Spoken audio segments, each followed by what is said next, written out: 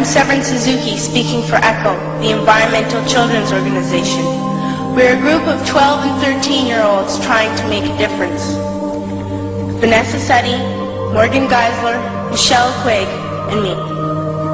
We've raised all the money to come here ourselves, to come 5,000 miles to tell you adults you must change your ways. Coming up here today, I have no hidden agenda. I am fighting for my future.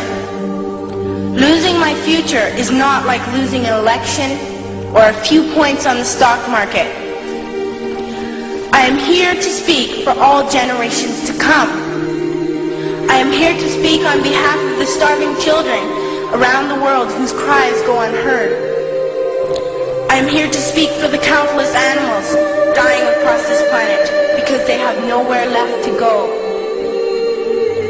I am afraid to go out in the sun now because of the holes in our ozone. I am afraid to breathe the air because I don't know what chemicals are in it. I used to go fishing in Vancouver, my home, with my dad, until just a few years ago we found the fish full of cancers. And now we hear of animals and plants going extinct, every day vanishing forever. In my life, I have dreamt of seeing the great herds of wild animals, jungles and rainforests full of birds and butterflies. But now I wonder if they will even exist for my children to see. Did you have to worry of these things when you were my age?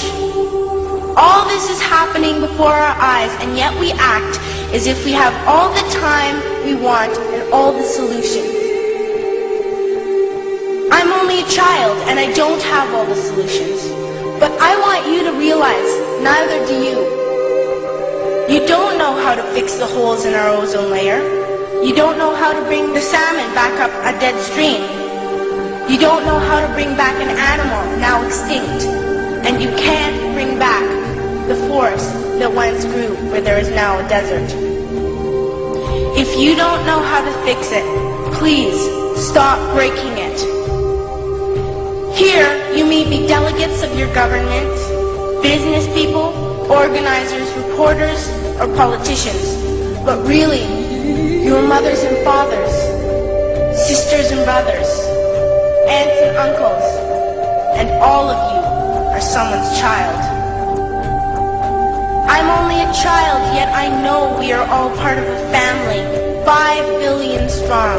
In fact, 30 million species strong. And borders and governments will never change that. I'm only a child, yet I know we are all in this together and should act as one single world towards one single goal. In my anger, I am not blind, and in my fear, I am not afraid of telling the world how I feel. In my country, we make so much waste. We buy and throw away, and yet northern countries will not share with the needy. Even when we have more than enough, we are afraid to share. We are afraid to let go of some of our wealth. In Canada, we live the privileged life, with plenty of food, water, and shelter. We have watches, bicycles, computers, and television sets. The list could go on for 2 days. 2 days ago, here in Brazil, we were shocked when we spent time with some children living on the streets. This is what one child told us. I wish I was rich. And if I were, I would give all the street children food, clothes, medicines, shelter, and love and affection. If a child on the streets who has nothing is willing to share, why are we who have everything still so greedy? I can't stop thinking that these are children my own age, that it makes a tremendous difference where you are born. That I could be one of those children living in the favelas of Rio. I could be a child starving in Somalia, or a victim of war in the Middle East, or a beggar in India.